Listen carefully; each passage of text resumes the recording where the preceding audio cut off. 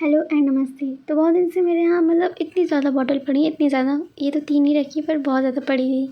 तो मैंने सोचा कुछ ना कुछ इसका बनाया जाए। तो यहाँ पर मैं बनाते-बनाते मैंने इयररिंग बनाने का सोचा, जो कि मैं फ़र्स्ट टाइम ट्राई कर रही हूँ ऐसा कुछ बनाने का। तो आप रिज़ल्ट देखिए कि कैसा आया है।